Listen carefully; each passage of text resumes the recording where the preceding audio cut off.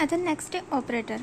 ऑपरेटरमध्ये काय असतं, एक प्रॉपर इक्वेशन किंवा स्टेटमेंट असतं, जसं की k is equals to a plus बी.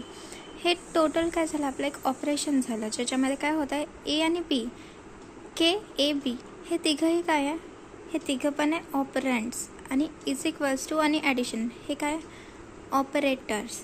आता ए आणि बी ह्या दोघांची ॲडिशन होणार कशामुळे, इथे जो साईन आहे तो ह्या साईनमुळे, आता जे काही असेल जर इथे साईन मायनस असेल तर मग ह्या दोघांचं सबट्रॅक्शन होईल, इथे जर मल्टिप्लिकेशनचं साईन असेल तर मल्टिप्लिकेशन होईल.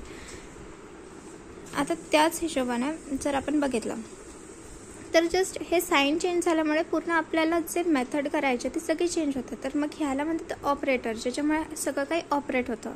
आणि हे असतात ऑपरंट. आणि ज्या इक्वेशनमध्ये एकपेक्षा जास्त ऑपरंट असतो आणि मिनिमम एक तरी ऑपरेटर असतो ते एक कंप्लीट बनतं इक्वेशन.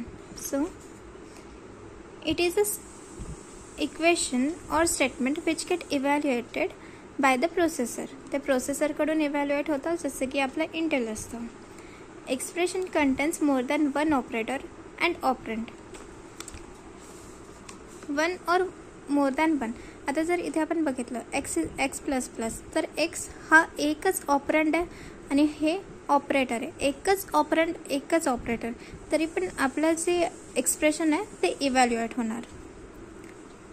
तर आता जसं की आता आपण मॅथ्सचा विचार केला तर मॅथ्समध्ये भरपूर सारे आपल्याकडे ऑपरेटर्स असतात, ऑपरंट्स असतात. आता जसं की आपण विचार केला ऑपरेटर्सचा जर विचार केला तर आपल्या डोक्यात येतं ॲडिशन, सबस्ट्रॅक्शन, मल्टिप्लिकेशन, डिव्हिजन. आणि जर इक्वेशनमध्ये आपण ब्रॅकेट टाकलं तर आपण बस त्याला यूज करून आपण त्याला सॉल्व्ह करतो. जसं की आपण त्याच्यावरती जर आपल्याला सॉल्व्ह करायचं असेल, मोठं एक्सप्रेशन असेल, मोर दॅन वन ऑपरंट आणि ऑपरेटर असेल, तर मग आपण काय करतो, त्याला सॉल्व्ह करण्यासाठी बोर्डमॉस रूल फॉलो करतो.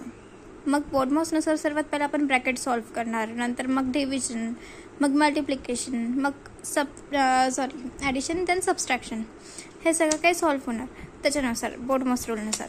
तसंच इथे इतके सगळे ऑपरेटर्स आहेत.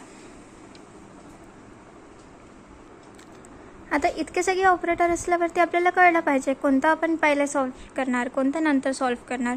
तर त्यासाठी आहे हा ऑपरेटरचा प्रेसिडन्स चार्ट. आता प्रेसिडन्स म्हणजे काय, if expression contain more than one variable in it then precedence of an operator decides the sequence which expression gets evaluated. म्हणजे इकडे बघा, आता इथे किती सगळे आपण ऑपरेटर वापरलेले आहेत. जसं की इथे डिव्हिजन आहे, मल्टिप्लिकेशन आहे, सबट्रॅक्शन आहे.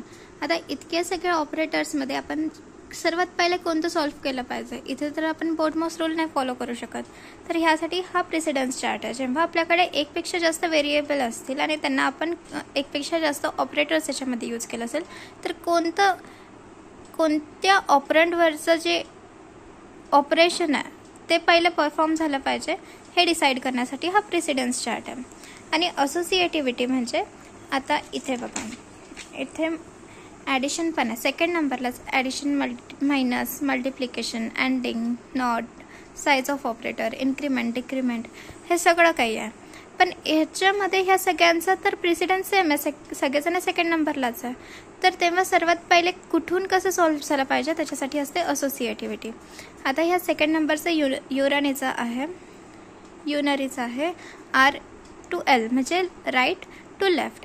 म्हणजे पूर्ण इक्वेशनमध्ये जे काही सर्वात पहिले राईटचं असेल ते सॉल्व्ह होईल, मग लेफ्टचं सॉल्व्ह होईल, मग त्याच्या लेफ्टचं, असं राईट टू लेफ्ट हे सॉल्व्ह होईल. सर्वात पहिले जर राईटला मल्टिप्लिकेशन असेल आणि नंतर साईज ऑफ वापरलेलं असेल तर पहिले मल्टिप्लिकेशनच सॉल्व्ह होणार, नंतर साईज ऑफ सॉल्व्ह होणार. तर राईट टू लेफ्ट त्याला सॉल्व्ह करायचं जाणार, त्याच्यासाठी असते असोसिएटिव्हिटी. आता हे आहे कंप्लीट चार्ट, ज्याच्यामध्ये सर्वात पहिलं bracket, square bracket, dot operator, arrow operator. नंतर हे युनरी आहे, त्याच्यामध्ये काय असतं, एकच ऑपरंट असतं. जसं की आपण इथे लिहिणार प्लस एक्स, म्हणजे जी व्हॅल्यू आहे ती प्लसमध्येच राहणार. मायनस एक्स म्हणजे जी व्हॅल्यू आहे तिला निगेटिव्ह करायचं. जी काय जर 5 असेल तर त्याला -5 करायचं. म्हणजे एकच ऑपरंटवरती ते काम करतं. आणि जर आपण हे वाले प्लसवाले बघितलं, हे मल्टिप्लिकेशन, डिव्हिजन, मायनस, हे ॲडिशन, सबस्ट्रॅक्शन. आता हे जे आहे हे आहेत मल्टिप्लिकेटिव्ह, म्हणजे कसं एक्स इंटू वाय किंवा एक्स मॉड वाय, इथे 2 ऑपरंट असणार, इथे पण 2 ऑपरंट असणार, पण युनरीमध्ये एकच ऑपरंट असणार. तर मग हे अँडिंग ऑरिंग हे सगळे काही आपण ब्रीफमध्ये बघणार. आता जस्ट एक एक्झाम्पल बघूया. आता इथे 16/2 + 10 × 9 - 3 हे सगळं एक इक्वेशन आहे. तर हे इक्वेशन आपण सॉल्व्ह करताना सर्वात पहिले आपण काय बघणार, ह्याच्यामध्ये सर्वात मोठं आपण यूज काय केलेलं आहे, इथे 2 जणांचं होतं आहे, म्हणजे हे युनरी तर नाही आहे. ह्याच्यामध्ये आता सर्वात पहिले मोठं काय आहे, डिव्हिजन. डिव्हिजन हे कशामध्ये येतं, मल्टिप्लिकेटिव्हमध्ये. मल्टिप्लिकेटिव्ह कितव्या नंबरचं आहे, 3rd नंबरचं. याची असोसिएटिव्हिटी काय, left to right. Division, multiplication आणि मॉड्युलस हे तिघही 3rd नंबरला आहे. पण आता हे बघा, इथे मल्टिप्लिकेशन पण आहे, डिव्हिजन पण आहे, पण याला सॉल्व्ह करताना याची असोसिएटिव्हिटी बघायची. 3rdची असोसिएटिव्हिटी मल्टिप्लिकेटिव्हची लेफ्ट टू राईट आहे. म्हणजे इथे पहिले मल्टिप्लिकेशन जरी असलं असतं तर आपल्याला पहिले मल्टिप्लिकेशन सॉल्व्ह करावं लागलं असतं, नंतर इकडे डिव्हिजन असलं असतं तर इकडे डिव्हिजन नंतर.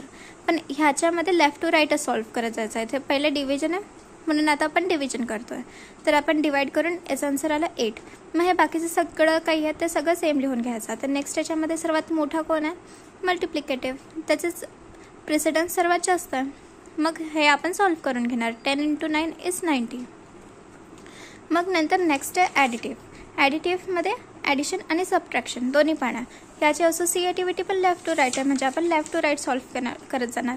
पहिले ह्या दोघांचं करणार, मग जे आन्सर आलं त्याच्यातून मायनस करून हे फायनल आन्सर आलं.